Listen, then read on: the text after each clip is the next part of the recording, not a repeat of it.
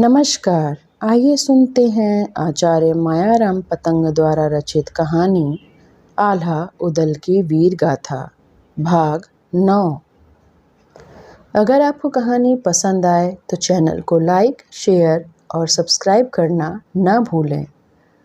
धन्यवाद। सिंघलगढ़ की लड़ाई। माना जाता है कि सिंघलगढ़ श्रीलंका का ही नाम है। इसको सिंघल द्वीप कहा गया है। श्रीलंका से निकट और कोई द्वीप नहीं है। उन दिनों वहाँ के राजा सरहनाग की पुत्री लेखा पद्मिनी अतीव सुंदरी थीं। तपस्या करके उसने आल्हा के पुत्र इंदल को वर रूप में प्राप्त करने का वरदान मांगा। ईश्वर सबकी इच्छा पूर्ण करते हैं। उसने पता लगाया कि इंदल का भवन कौन सा है, वह सोता कहाँ है। एक दिन वह उड़न खटोले पर चढ़कर इंदल के महल में पहुंच गई। उसे जगाया तो वह चकित हो गया। लेखा ने अपना परिचय दिया और विवाह का इच्छा बताई। इंदल विवश था। सामने बैठी सुंदरी को निराश नहीं करना चाहता था। उसने पासे खेलने को कहा। लेखा पद्मिनी ने कहा, शर्त यह रहेगी, जो तुम जीते तो मैं यहीं रह जाऊंगी और यदि मैं जीती तो तुम्हें अपने साथ ले जाऊंगी। इंदल ने शर्त स्वीकार कर ली। खेल रोज रात को चलता और सवेरे से पहले ही वह लौट जाती। रोज चौसर की बाजी जमती। लगातार कई दिन इंदल जीतता रहा। लेखा भांवड़ लेने को राजी थी। 3 फेरे लेने पर वह बोली, मैं कोई चोरी चोरी विवाह नहीं करना चाहती। शेष 4 फेरे तब होंगे जब सिंघल द्वीप में आओगे। युद्ध में मुझे जीत करके प्राप्त करोगे। पिता कन्यादान करेंगे। ऐसा कहकर वह उड़न खटोले में बैठकर उड़ गई। सवेरे इंदल उठा ही नहीं। प्रातः न स्नान, न पूजा, न नाश्ता।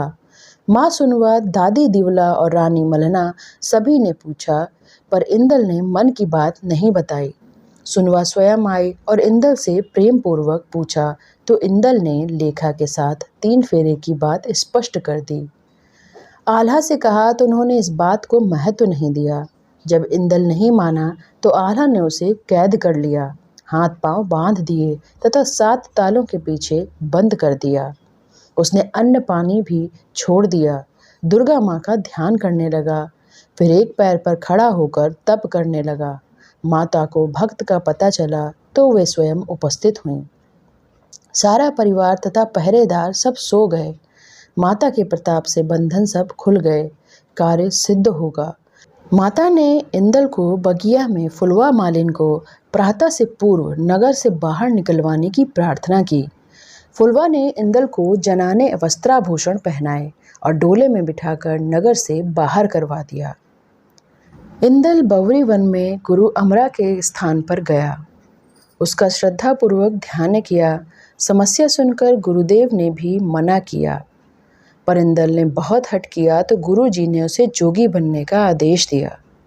इंदल ने भगवा चोला पहन लिया, माला ले ली और गुरु की दी हुई शिक्षा धारण कर ली।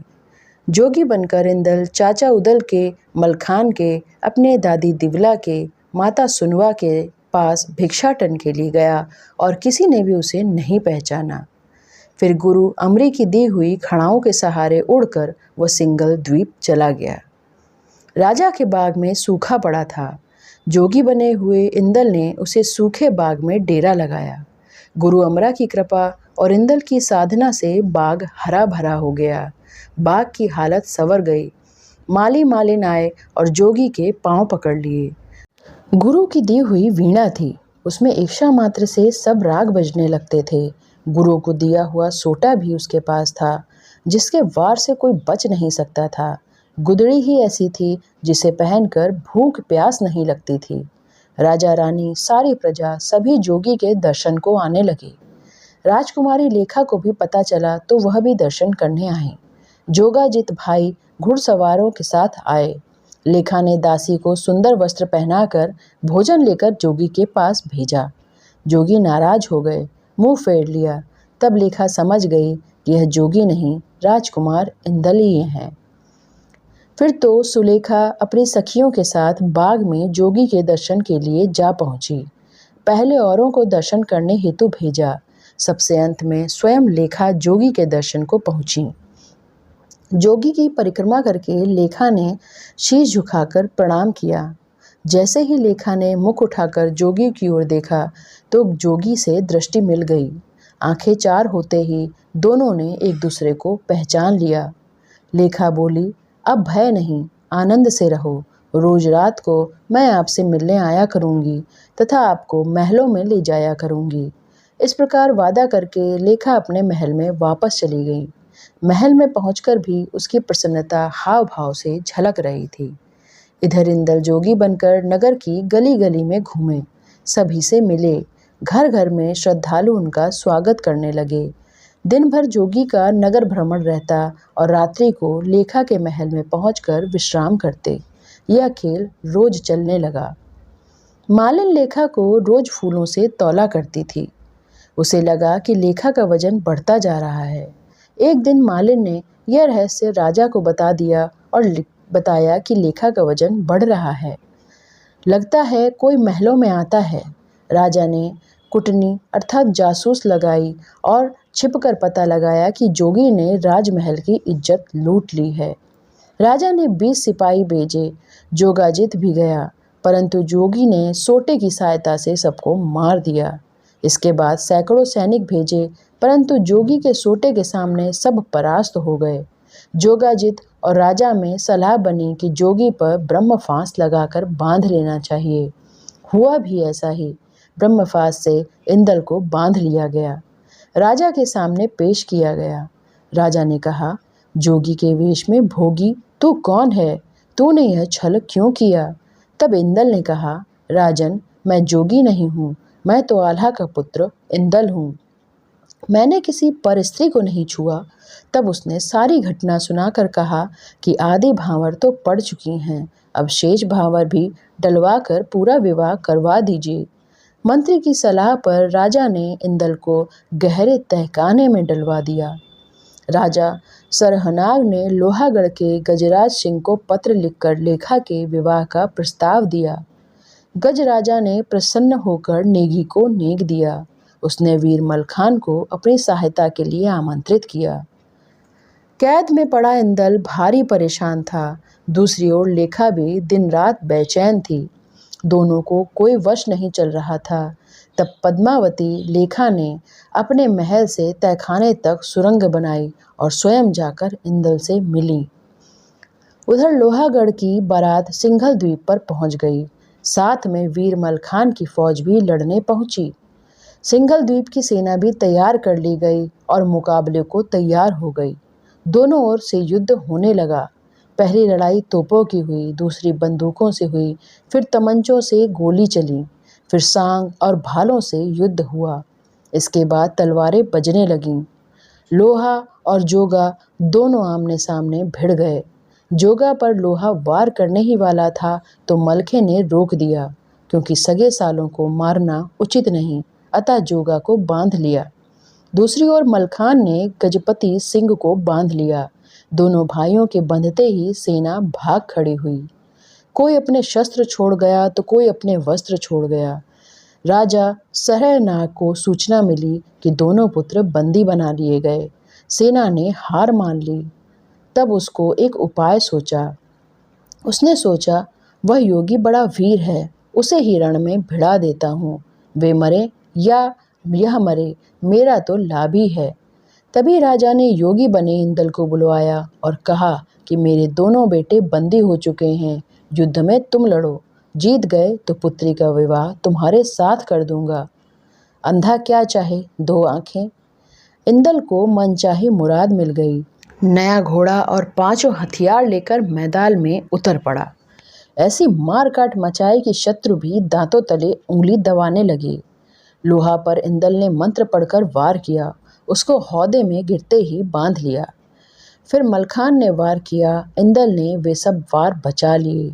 मलखान की ढाल काट दी तो मलखान बहुत हैरान हुआ। 52 गढ़ में उसकी तलवार को सहने वाला कोई नहीं मिला था।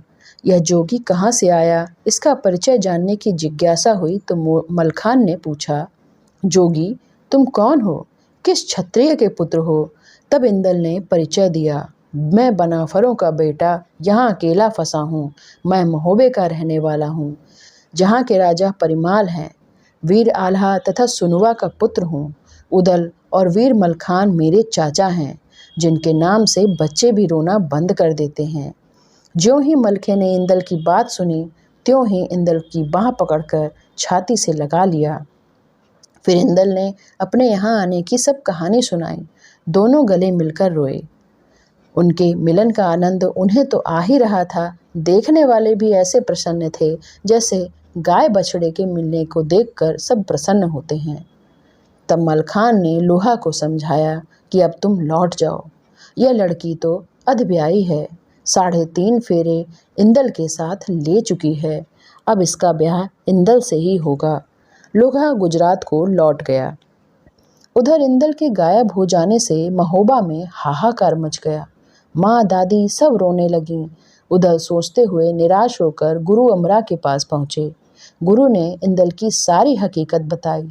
उदल ने आल्हा को आकर इंदल के सिंघल द्वीप जाने की कथा सुनाई।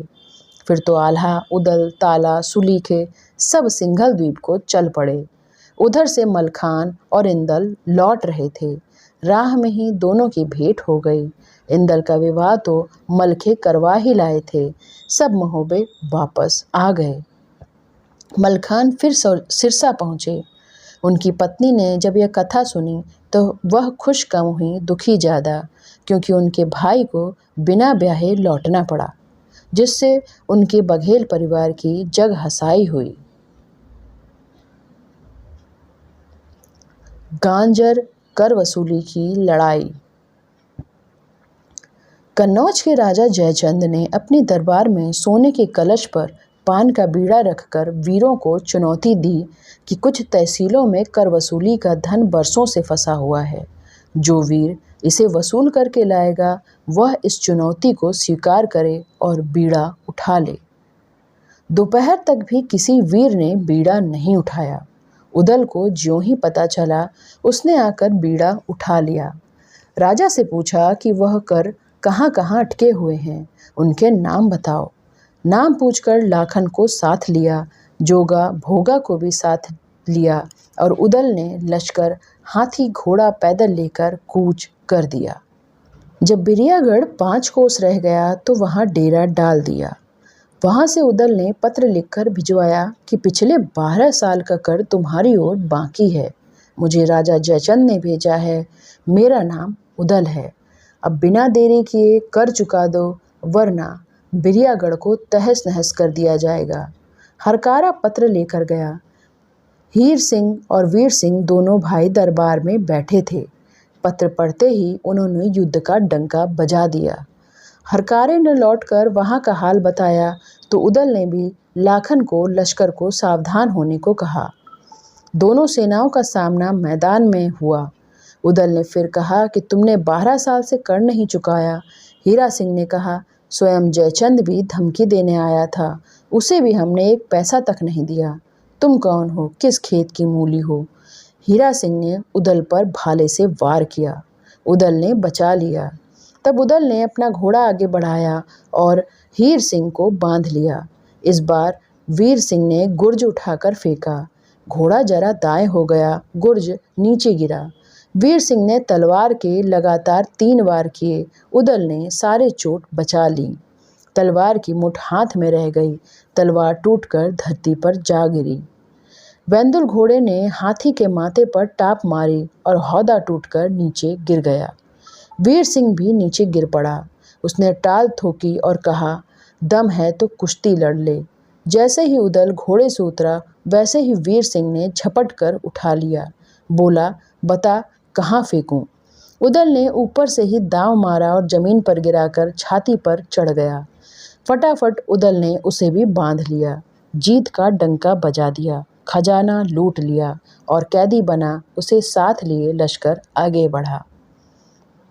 इसके बाद पट्टी के राजा सातनी को पत्र लिखकर भेजा। हीर सिंह वीर सिंह की क्या दशा हुई यह भी बता दिया। सातनी राजा ने पत्र पढ़ा, वह भी युद्ध को तैयार हो गया।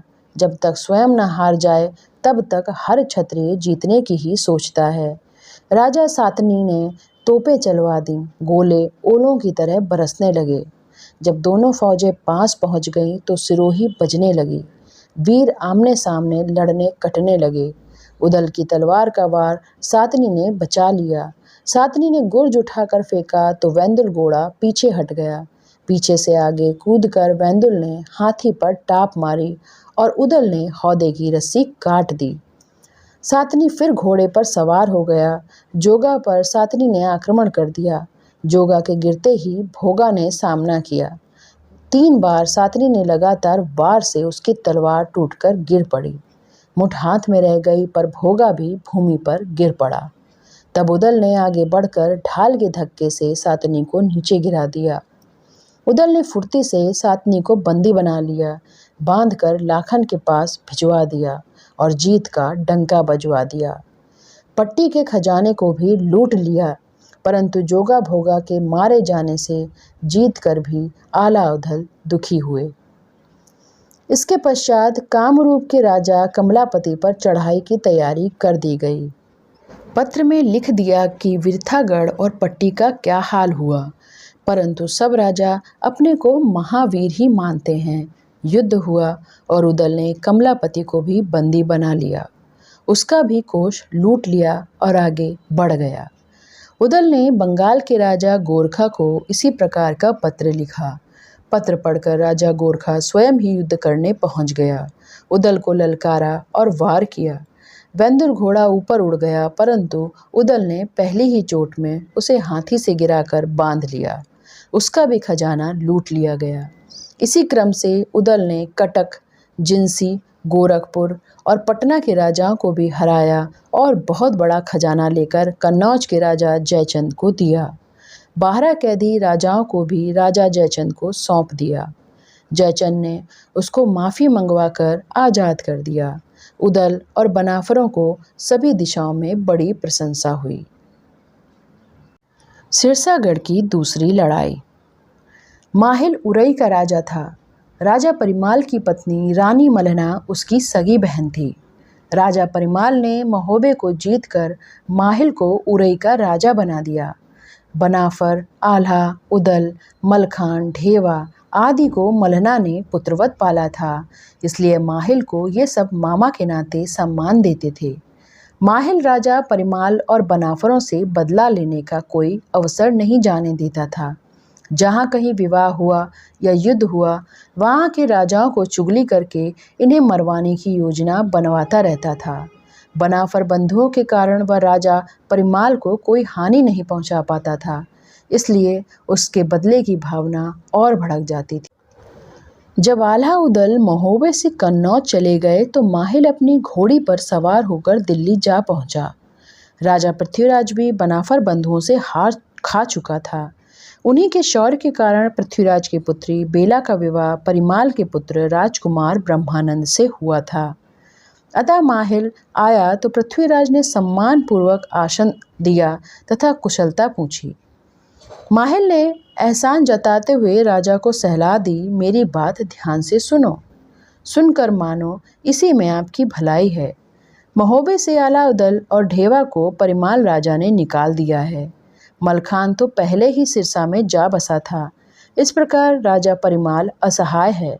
राजा परिमाल ने शस्त्र न उठाने का प्रण किया हुआ है। अतः महोबे पर आक्रमण करने का इससे उत्तम अवसर कभी नहीं आएगा। अवसर हाथ से निकल जाने पर पछतावे से केवल कष्ट ही होता है। सिरसागढ़ में मलखान भी अकेला है। एक ही हल्ले में पहले सिरसा को जीतो, फिर महोबे पर चढ़ जाओ।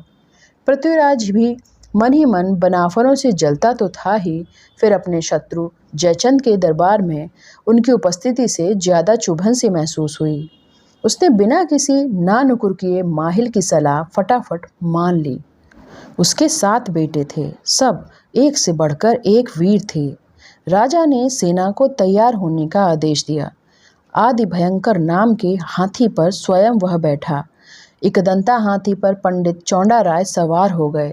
इसी प्रकार धांधु और पृथ्वीराज के 7 पुत्र अपने अपने तय हाथियों पर चढ़ गए। अपनी भारी सेना लेकर चल दिए। पृथ्वीराज ने सोचा, यदि महोबे पर आक्रमण किया तो पीछे से मलखान आक्रमण कर सकता है। यदि हम पहले सिरसा पर ही आक्रमण कर दें तो महोबे से कोई सहायता ही नहीं आ सकती। अतः पहले सिरसा पर ही आक्रमण करने का निश्चय किया। फौज सिरसागढ़ की ओर बढ़ने लगी। चौंडा राय के नेतृत्व में सिरसा घेर लिया गया। एक हरकारे ने मलखान को सूचित किया कि सिरसा पर आक्रमण करने सेना झुक आई है। पृथ्वीराज की ओर से पंडित चौंडा राय अगवानी कर रहा है। मलखान ने अपने अनुज सुलखान को सेना तैयार करने की आज्ञा दी। सिरसा की सेना भी शीघ्र ही तैयार हो गई। माता ब्रह्मा ने कहा, अपशगुन हो गया है। घोड़ी कबूतरी पर सवार होते ही सामने से छींक हुई है, अतः युद्ध में मत जाओ। वीर मलखान शकुन अपशकुन पर भरोसा नहीं करता था। उसने कहा, माते आप जल्दी से आशीर्वाद दीजिए। युद्ध शकुन विचार से नहीं लड़े जाते। माता ने आशीर्वाद दिया। दोनों युद्ध के मैदान में पहुंच गए। चौंडा राय ने मलखान को देखते ही कहा, पृथ्वीराज का आदेश है कि सिरसागढ़ का किला गिरा दिया जाए। मलखान ने कहा, किला मैंने अपने बल पर बनाया है, किसमें दम है जो सिरसा का किला गिरवा दे। चौंडा राय ने तोपों में बत्ती लगवा दी। मलखान की ओर से भी तोपें चलने लगीं। फिर भाला व तलवारों से जबरदस्त लड़ाई हुई। आखिर चौंडा को बंदी बना लिया गया। उसे जनाना वेश पहना दिया। जनाना श्रृंगार करके पालकी में बिठाकर पृथ्वीराज के पास भेज दिया। पृथ्वीराज चौंडा की हालत देखकर हैरान हुआ। तभी पारत ने बीड़ा उठाया और युद्ध की कमान संभाली। पारस और मलखान की तलवारों के बीच जोरदार लड़ाई हुई। 7 दिनों तक दोनों लड़ते रहे। फिर गजमोतिन अर्थात पत्नी की सलाह पर संध्या समय लड़ाई जारी रखी। मलखान ने सांग चलाई और पारत मारा गया। पृथ्वीराज सूचना पाकर दुखी हुआ। पृथ्वीराज ने धीर सिंह को भेजा। वह चालाकी से मलखान को पृथ्वीराज के दरबार में उपस्थित करने की कोशिश करता रहा। उसे कुछ भी न बिगड़ने का भरोसा भी दे दिया, पर मलखान चलने को तैयार नहीं हुए। धीर सिंह ने तभी सांग धरती पर जमा दी। सांग को उखाड़ कर दिखाने की चुनौती दे दी। मलखान ने एक ठोकर मारी और सांग आसानी से निकलकर गिर गई। धीर सिंह ने जाकर पृथ्वीराज को उत्तर दिया कि मलखान को कोई नहीं जीत सकता, वह अनुपम वीर है। फिर पृथ्वीराज स्वयं अपने पुत्रों के साथ युद्ध के लिए चला। धांधु भी हथियार बंद होकर युद्ध में चला। वीर मलखान भी तैयार होकर पृथ्वीराज से भिड़ने आ गया। पृथ्वीराज ने मलखान से किला गिरवाने की बात कही। मलखान का वही जवाब था, बंजर पड़ी जमीन पर मैंने अपने दम पर किला बनाया है। मैं आपकी बहुत इज्जत करता हूँ, परंतु किला गिराने का हुक्म नहीं मानूंगा। युद्ध होना तय था। पृथ्वीराज की सेना में उसके 7 पुत्र धांधु और वह स्वयं, जबकि मलखान के साथ सुलिखान। पृथ्वीराज के पुत्र चंदन ने सुलीखे पर सांग चलाई। सांग से बच गया तो तलवारों से भारी युद्ध हुआ। चंदन वीर गति को प्राप्त हुआ। तब ताहर आगे बढ़ा। ताहर के वार को रोकते समय उस सुलिखान की ढाल असफल हो गई। सुलिखान भी शहीद हो गया। फिर तो मलखान ने भयंकर मार मचाई। नैमिसार का राजा अंगद, सूरत का राजा हाड़ा वाला, बांदा का राजा इंद्रसेन, दिल्ली के 3 सरदार सब मलखान की तलवार के शिकार बन गए। पृथ्वीराज की सेनाएं भाग खड़ी हुईं। सामने बेशक अन्य राजा लड़ रहे थे, परंतु दिमाग तो माहिल का लगा हुआ था। माहिल मामा सिरसागढ़ में ही जा पहुंचा। मलना की देवरानी ब्रह्मादेव भी तो उसकी बहन जैसी ही थी। माहिल उसके पास जाकर मलखान की वीरता की प्रशंसा करने लगा। साथ ही सुलिखान के शहीद होने के लिए शोक प्रकट करने लगा। सीधी सादी ब्रह्मा ने माहिल को भाई मानकर यह बता दिया, मलखान पुष्य नक्षत्र में जन्मा है। बृहस्पति इसकी कुंडली में 12वें घर में विराजमान है। यह हार तो सकता ही नहीं। भगवत कृपा से इसके पांव में पद्म है। जब तक वह पद्म सुरक्षित है, तब तक कोई मलखान को मार नहीं सकता। ब्रह्मा से माहिल को वह सत्य ज्ञात हो गया जिसे जानने के लिए वह परेशान था। फिर तो माहिल सीधा दिल्ली पहुंचा और पृथ्वीराज को यह रहस्य बताया। साथ ही उपाय भी बताया कि युद्ध क्षेत्र में पहले 5 कोस तक गड्ढे खुदवाओ, उसमें बड़े बड़े शूल त्रिशूल खड़े कर दो, फिर पोली पोली मिट्टी भर दो, तब करो आक्रमण जोर शोर से, तोपे चलाओ, आगे मत बढ़ो। जब वह आगे आएगा तो किसी न किसी गड्ढे में गिरेगा, शूल के लगने से तलवे में बना पदम फट जाएगा, फिर तो कोई भी उसे मार सकता है। हारे हुए पृथ्वीराज ने जोश की लहर दौड़ गई। वह इस उपाय पर अमल करने को तैयार हो गया। उसने सुरंग खोदने वाले कुछ मजदूर सिरसा भेज दिए। सिरसा से पहले ही सीमा पर बताए हुए तरीके से गड्ढे खोदे गए। उसमें बर्छी, भाले और त्रिशूल गाड़ दिए गए। फिर सिरसा पर आक्रमण कर दिया। अपने हाथी, घोड़े और तोपें सजाकर युद्ध करने जा पहुंचे। सिरसा को घेर लिया। मलखान को सूचना मिली कि दिल्ली वाली फिर चढ़ाए हैं। मलखान अपनी सेना लेकर युद्ध के लिए निकल पड़ा। मलखे ने 22 हाथियों के हौदे खाली कर दिए। दिल्ली के सिपाही भागने लगे। खून की नदियां बहने लगीं। पृथ्वीराज ने ताहर को लड़ने भेजा। ताहर का मुकाबला करने ज्यों ही मलखान ने कबूतरी घोड़ी को आगे बढ़ाया, घोड़ी गड्ढे में धंस गई। गड्ढे में खड़ा भाला पांव में धंस गया। तलवे का पदम फट गया। मलखान जान गया कि उसके साथ धोखा किया गया है। अब मेरा काल आ गया। घोड़ी से जोर लगाकर गड्ढे से बाहर तो आ गया, परंतु मलखान के प्राण पखेरु उड़ चुके थे। हरकारे ने सिरसा महलों में खबर पहुंचाई। मलखान की मृत्यु का समाचार पाकर ब्रह्मा माता भारी विलाप करने लगी। तब उन्हें याद आया और माहिल ने यह धोखा किया और स्वयं को कोसने लगी। रानी गजमोतिन को खबर मिली तो उसने सती होने का निश्चय किया। डोला मंगवाया और वीर मलखान की लाश की ओर चली। माता ब्रह्मा को भी साथ ले लिया। पृथ्वीराज चौहान भी मलखान की लाश के पास पहुंचा था।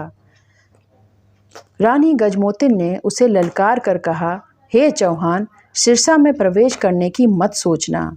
मलखान नहीं रहे तो मैं भी दिल्ली तक तुम्हारा सामना कर सकती हूँ। अपना भला चाहते हो तो दिल्ली तुरंत लौट जाओ, नहीं तो मैं शाप देकर भस्म भी कर सकती हूँ। तुमने वीर के साथ धोखा किया है। मैं शाप देती हूँ कि 3 महीने 13 दिन के अंदर ऐसा युद्ध होगा कि महोबे से दिल्ली तक खून की नदियाँ बह निकलेंगी। सब वीरों की सुहागिनें विधवा हो जाएंगी। शाप से भयभीत पृथ्वीराज ने सेनाओं को मोड़कर दिल्ली कूच कर दिया। माता ब्रह्मा ने भी थोड़ी ही देर में प्राण त्याग दिए। रानी ने सिरसा का खजाना दान में बांट दिया। सबने रोकने और समझाने का प्रयास किया, परंतु गजमोतिन वीर मलखान के शव के साथ चिता में बैठ गईं। चिता में आग धधक उठी। चिता पर बैठकर रानी ने माता मल्हना, जिठानी दिवला और आल्हा उदल को सुमिरन किया। पति पत्नी दोनों साथ साथ स्वर्ग सिधार गए।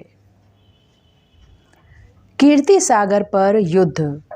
सावन मास में महिलाएं अपने मायके जाती हैं, वहाँ झूला झूलती हैं, सावन के गीत गाती हैं, रक्षाबंधन पर राखी बांधती हैं, झील या नदी पर पुष्प भरे दोने डालती हैं, भाई उन्हें उठाकर लाते हैं। इस उत्सव को भोजरिया भी कहा जाता है। सलोने या श्रावणी भी कहलाता है। इस पर्व से पूर्व सावन में चंद्रावली भी महोबे आई थी, परंतु आल्हा उदल मलखान भाइयों के महोबे में न होने से उदास थीं। माहिल फिर से पृथ्वीराज चौहान के दरबार में पहुंचा। मलखान को मरवाने से भी उसका मन संतुष्ट नहीं हुआ। अब वह राजा परिमाल और महोबे को लुटवाना चाहता था। इतिहास में पृथ्वीराज चौहान को एक अच्छे राजा के नाते देखा जाता है, परंतु उसकी गलतियों का परिणाम सारे देश ने भोगा है। परिमाल का पुत्र ब्रह्मानंद उसका दामाद था। उसकी पुत्री बेला का विवाह महोबे के चंदेला परिवार से हुआ था। माहिल के कहने में आकर मलखान जैसे वरदानी वीर को मारने का षड्यंत्र रचा, फिर भी बुद्धि नहीं आई। माहिल के कहने से फिर फौजें लेकर महोबे पर चढ़ आया। माहिल ने कहा, आक्रमण करने में देर मत करो। आल्हा उदल कन्नौज के राजगिरी में हैं। मलखान का काम तमाम हो गया। ब्रह्मानंद तो लड़ ही नहीं पाएगा। परिमाल को मारना या बांधना सरल है, क्योंकि वह शस्त्र उठाना छोड़ चुका है। बस महोबे को तहस नहस कर दो। चालाकी दिखाने में अग्रणी एक मूर्ख ने सलाह दी और दूसरे मूर्ख ने मानी। पृथ्वीराज ने चौंडिया राय को सेना लेकर आक्रमण करने का आदेश दे दिया। आदेश का पालन कर पृथ्वीराज की सेना ने महोबे को घेर लिया। बाहर से कोई ना आ सके, महोबे से कोई ना जा सके। रानी मल्हना की चिंता बढ़ना स्वाभाविक था। जब कोई सहारा नहीं दिखाई देता तब देवी देवता और भगवान याद आते हैं। रानी मल्हना देवी के मठ में पहुंची, मंत्र जाप किया, फिर चामुंडा का हवन किया, माता से बचाने की प्रार्थना की। माता ने आशीर्वाद दिया। माता स्वयं उसी समय उदल के पास पहुंची। स्वप्न में देवी ने महोबे की समस्या उदल को समझा दी और सहायता के लिए जाने की प्रेरणा दी। सुबह होते ही उदल ने स्वप्न की सारी बात ढेवा को सुनाई। विचार कर लाखन से मिले। आल्हा को बताने से मना हो सकती थी, अतः लाखन के शिकार खेलने जाने की बहाना करके तीनों ने राजा जयचंद से अनुमति ली। अंत में रानी सुनवा, जो कि आल्हा की पत्नी थी, से प्रणाम करके उदल ने असली बात बता दी। सुनवा ने भी महोबे की रक्षा के लिए जाने का समर्थन करके आशीर्वाद दिया। तीनों अपने साथ हाथी, घोड़े और सैनिक लेकर चले। ढेवा ने 4 गुदड़ी जोगी वेश के लिए साथ ले ली। मीरा सैयद ने एक तारा बजाया। ढेवा ने खंजरी बजानी शुरू कर दी। लाखन ने डमरू बजाया और उदल को बांसुरी पकड़ा दी। महोबा पहुंचकर देखा तो दिल्ली के सैनिक निगरानी कर रहे थे। जोगियों को जाने से रोका। उदल बोले, हम तो भिक्षा मांगकर चले जाएंगे, आप अपना काम करो। चारों जोगी प्रवेश कर गए। थोड़ी देर में महल के पास पहुंच गए। बाग के पास किसानों ने जोगियों से कहा, यहाँ कोई भिक्षा नहीं देगा। आला उदल यहाँ चले गए हैं। सिरसा में मलखान मारा जा चुका है। यह सुनते उदल रोने लगा। किसानों ने पूछा तो उदल बोला, पहले हम आए थे तो मलखान से मिले थे, अब नहीं मिलेंगे, पर मलखान को किसने मारा यह तो बताओ। फिर किसान ने पृथ्वीराज के द्वारा धोखे से मलखान को मारे जाने की सारी बातें कह सुनाई। एक बार उदल का मन हुआ कि महोबे ना जाए।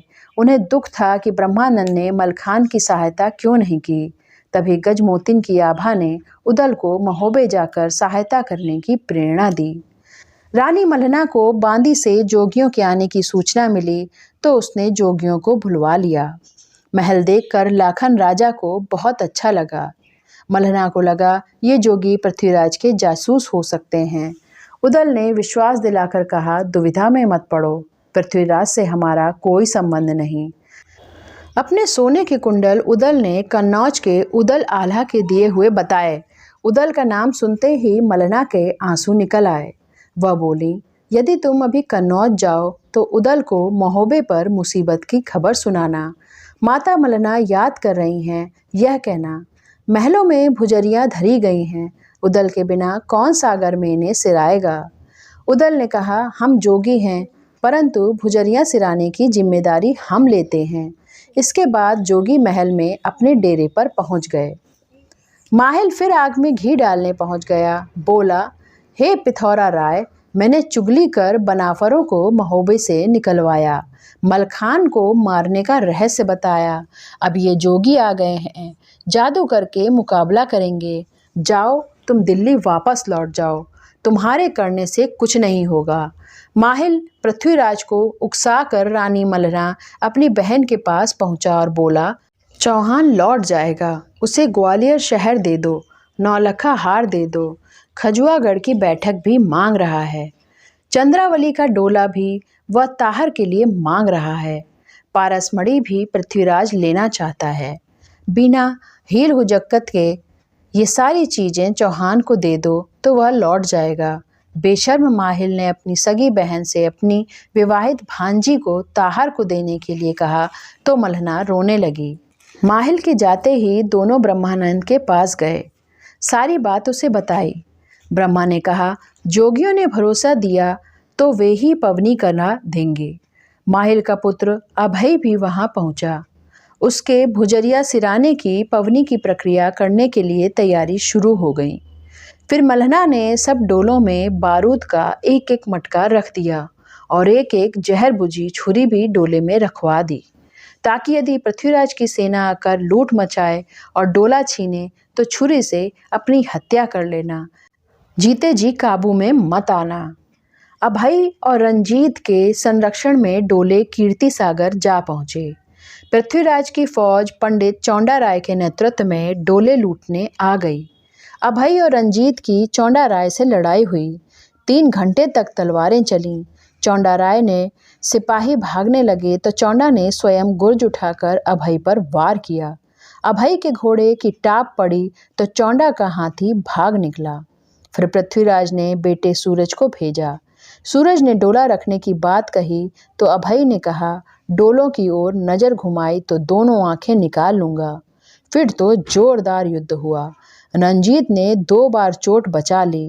फिर रंजीत ने वार किया तो सूरज धरती पर आ गिरा। इधर से टंकराज आ गया। उन्होंने अभय पर सांग चला दी। अभय तो बच गया, परंतु उसने भाला मारा तो टंकराज के पेट में घुस गया। तब राजा ने सरदनी मर्दनी को भेजा। ताहर भी आगे आए। दोनों फौजें मारा मार मचाने लगीं। ताहर ने ललकारा, मेरे भाई सूरज को किसने मारा है? अभय सामने आ गए और कहा, डोले की बात की तो जीभ खींच ली जाएगी। ताहर से युद्ध करते समय रंजीत शहीद हो गया। चकमा देकर ताहर ने अभय को भी मार गिराया। उसके रुंड भी लड़ने लगे। तब ब्रह्मानंद को खबर पहुंची। ब्रह्मानंद ने सोचा कि महोबे की लाज बचाने को मेरा युद्ध में जाना जरूरी है। घोड़ा हर नागर पर सवार होकर अपनी फौज के साथ ब्रह्मानंद अपने ससुर पृथ्वीराज का सामना करने मैदान में पहुंच गया। तब तक रंजीत और अभय के बिना सिर के धड़ लड़ रहे थे। ताहर ने लीला झंडा घुमाकर उसे शांत किया। दोनों रुंड मल्हना के डोले के पास जाकर घिर गए। ब्रह्मानंद ने उनकी लाश भिजवा दी और फिर हनुमान जी को याद करके युद्ध करने लगे। शत्रु सेना को ऐसे काटने लगे जैसे खेत काटकर खलिहान में फेंक रहा हो। ब्रह्मानंद की भयंकर मार से पृथ्वीराज के सिपाही भागने लगे।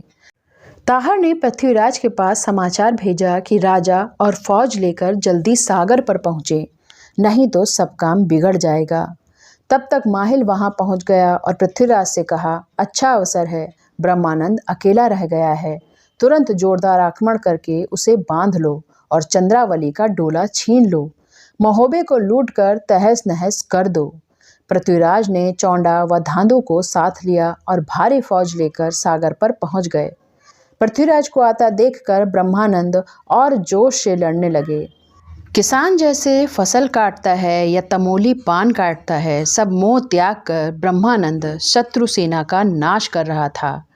चौंडा पंडित ने गुर्ज चलाया। ब्रह्मानंद ने बचाव कर लिया, पर सोचा कि क्षत्रिय होकर मैं ब्राह्मण को मारूं तो ठीक नहीं, तो ब्रह्मानंद ने सम्मोहन बाण चला दिया। चौंडा रणभूमि में अचेत होकर गिर पड़ा।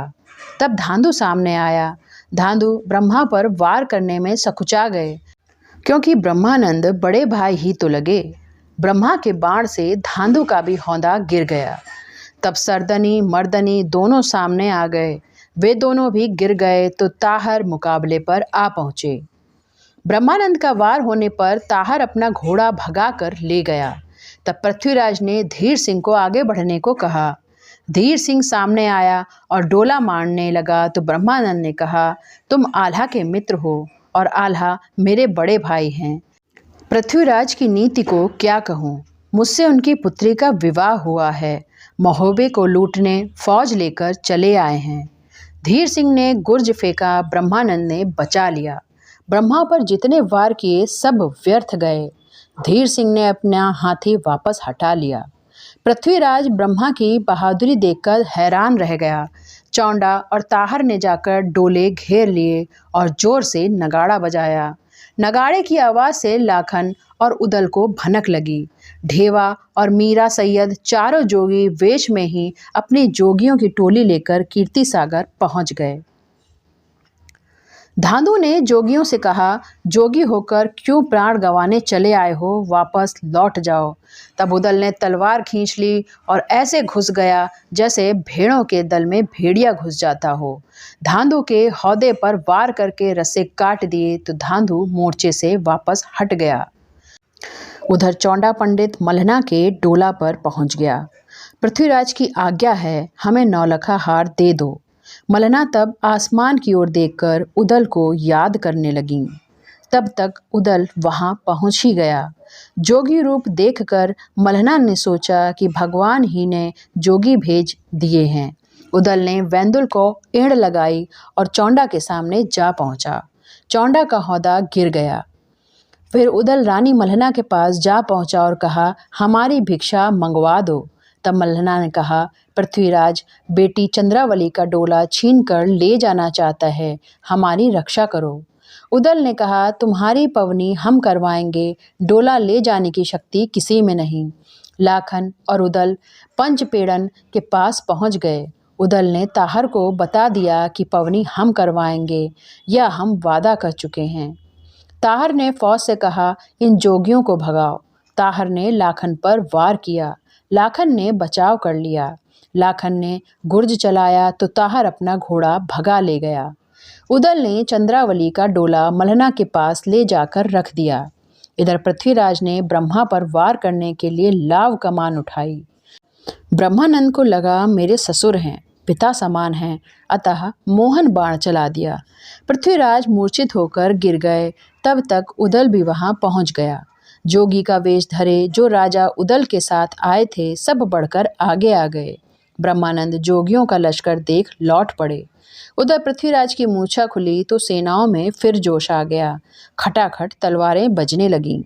लाखन अपनी हथनी भुरुई को लेकर पृथ्वीराज के सामने जा पहुंचा। भुरुई की टक्कर ने आदि भयंकर हाथी को पीछे हटा दिया।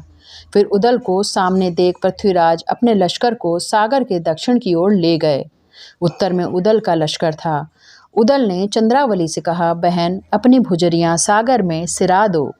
माहिल बोला, सागर में से सगुन का दोना उठवा लो। चौंडा राय दोना लेने को बढ़ा तो चंद्रावली बोली, उदल भैया होते तो कोई और यह दोना कैसे ले जाता। लाखन ने संकेत दिया। उदल ने दोना लेने को हाथ बढ़ाया। चौंडा भी बढ़ा। चौंडा ने उदल पर भाला फेंका। उदल ने फुर्ती से चोट बचाई और दोना उठा लिया। दोना बहन चंद्रावली को पकड़ा दिया। मल्हना ने कहा, बेटी, सामने जोगी खड़े हैं, इनको ही तुम अपना उदल भैया मान लो। उदल ने अपना कंगन बहन को दक्षिणा में दे दिया। चंद्रावली बोली, यह कंगन तो उदल भैया का ही है। उदल मुस्कुराया तो मल्हना पहचान गई कि यह जोगी नहीं उदल हैं। फिर उदल माता मल्हना और सबसे मिले। सब सखियों ने सागर में दोने सिरा दिए। पृथ्वीराज ने फिर कहा, कुछ दोने उठा लाओ, परंतु उदल ने लाखन को सावधान कर दिया, एक भी दोना दिल्ली नहीं जाना चाहिए। धांधो ज्यों ही आगे बढ़ा, उदल ने अपना घोड़ा हाथी के आगे अड़ा दिया। ढाल का धक्का देकर हौदा के कलश गिरा दिए। उसने अपना हाथी वापस दौड़ा लिया। युद्ध में दोनों ओर के वीर काम आए। तब माहिल ने ही पृथ्वीराज को वापस लौटने की सलाह दी। बोला, जब उदल कन्नौज लौट जाएगा तो मैं तुम्हें फिर सूचित करूंगा। उधर परिमाल राजा ने उदल का नाम व काम सुना। राजा पालकी में बैठकर वहां आए। उदल ने राजा के चरण छुए। राजा ने उसे छाती से लगा लिया। परिमाल ने उदल से अब यहीं रहने का आग्रह किया। उदल ने कहा, आपने प्यार को त्याग कर माहिल की बात मानी, अब हम महोबा नहीं आएंगे। रानी मल्हना ने अपने पालन पोषण की याद दिलाई। ब्रह्मानंद के भी तुम रखवाले हो। तब उदल ने बताया कि मैं कहकर नहीं आया, आल्हा से छिपकर बहाने से आया हूँ। पृथ्वीराज या कोई शत्रु आक्रमण कर दे तो सूचना भेजना, मैं तुरंत आऊँगा। फिर रानी मल्हना को प्रणाम करके उदल, ढेवा और लाखन ने विदा ली और कन्नौज लौट गए। आल्हा की महोबा वापसी। दूसरों की प्रसिद्धि से जलने वाले उनको हानि पहुंचाने का अवसर खोजते रहते हैं। माहिल ऐसे ही स्वभाव का व्यक्ति था। उदल के कन्नौज जाने की जानकारी जैसे ही माहिल को मिली वैसे ही वह दिल्ली पहुंच गया। पृथ्वीराज को जाकर उकसाया कि अब महोबे में कोई मर्द नहीं है, बिना देर किए चलकर महोबा को लूट लो। जबकि माहिल की सगी बहन है मल्हना, उसी को बार बार धोखा देने और नुकसान पहुंचाने का प्रयास करता है। लूट से भी उसे कुछ नहीं मिलेगा, पर उसका दुर्भाव संतुष्ट होगा। पृथ्वीराज भी लोभी लालची था। जहां उसकी अपनी बेटी ब्याई है, उसी परिवार को अपमानित करने और लूटने को तैयार हुआ। अपना लश्कर तैयार किया और घेर लिया महोबा को। वही माहिल हमदर्द बनकर मल्हना के पास आया और बोला, पृथ्वीराज को दंड दे दो, वह वापस चला जाएगा। अर्थात पृथ्वीराज को जुर्माना दे दो तो वह वापस चला जाएगा, वरना महल ही नहीं पूरे शहर को लूट लेगा। मल्हना ने कहा, 15 दिन की मोहलत मुझे सोचने के लिए दे दो। 16वें दिन मैं दंड न भरूं तो जो जी में आए सो करना। माहिल ने जाकर पृथ्वीराज को 15 दिन की मोहलत की बात बताई। इधर मल्हना ने जगजेरी पहुंचकर जगनिक से भेंट की। जगनिक को पृथ्वीराज के आक्रमण की सारी बात बताई। जगनिक से कहा कि मेरा पत्र ले जाकर आल्हा को देना और शीघ्र महोबा आने का आग्रह करना। पहले तो जगनिक ने मना किया, परंतु फिर परिस्थिति समझ आने जाने को तैयार हो गया। शर्त रख दी कि ब्रह्मानंद वाला घोड़ा हर नागर मिले तो मैं जाऊंगा। मल्हना ने शर्त मान ली और ब्रह्मा पर दबाव डालकर हर नागर घोड़ा भी उसे दे दिया। जगनिक पत्र लेकर चल पड़ा। माहिल ने फिर चौहान को खबर कर दी कि जगनिक उदल को बुलाने जा रहा है। वह जाने ही ना पाए, इसलिए नदी के किनारे घाट पर घोड़ा छीन लो, फिर तो ब्रह्मानंद भी कमजोर हो जाएगा। पृथ्वीराज ने चौंडा राय और धांधु को घाटों पर भेज दिया। जगनिक इनसे बचकर निकल गया, साथ ही धांधु की कलगी उतार ले गया। कुडहर पहुंचकर वह एक बगिया में घोड़ा खड़ा करके आराम करने लगा। माली ने राजा को सूचित किया कि राजा ने घोड़ा खुलवाकर अपने महल में बांध लिया। आंख खुली तो घोड़ा न देखकर जगनिक राजा के पास पहुंचा। राजा ने उसकी बात नहीं सुनी, पर रानी से जगनिक ने महोबे की समस्या सुनाई तो उसने घोड़ा दे दिया।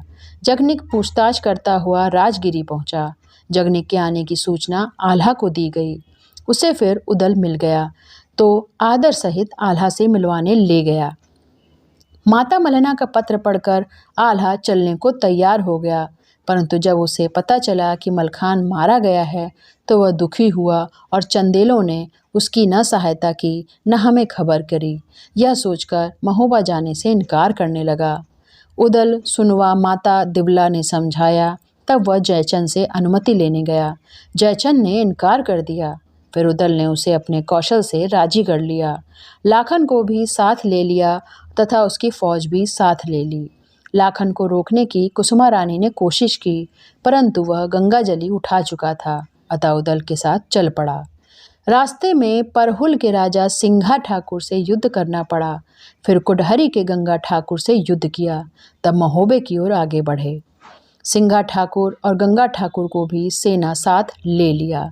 जब महोबे के पास पहुंच गए तब जगनिक रानी मल्हना को समाचार देने के लिए पहले आगे चल दिया। जगनिक जैसे ही महल में पहुंचा तभी माहिल भी आ पहुंचा। जगनिक ने बताया कि आल्हा ने बात नहीं मानी। मल्हना माता रोने लगी। जगनिक ने पूछा, अब बताओ कि चौहान पिथौरा राय क्या क्या चीज़ें दंड में मांग रहा है। माहिल ने बताया कि वह ग्वालियर शहर मांग रहा है, 5 उड़ने वाले घोड़े और खजहागढ़ महल, मल्हना का 9 लखा हार और चंद्रावली का डोला। सबसे पहले वह सोना बनाने वाली पारसमणि मांगता है। जगनिक ने कहा, पारसमणि तो पूजा की कोठरी में रखी है, इसे तो अभी ले लो, बाकी चीज़ें हम गिनवा देंगे। माहिल तो पारसमणि उठाने कोठरी में गया। जगनिक ने बाहर से दरवाज़ा बंद कर दिया, क्योंकि सभी झगड़ों की जड़ माहिल ही तो है। यह ही इधर उधर चुगली करता है। उदल की चिट्ठी तब जगनिक ने मल्हना को दी। रानी ने पत्र पढ़ा तो तुरंत राजा परिमाल देव को बुलवाया।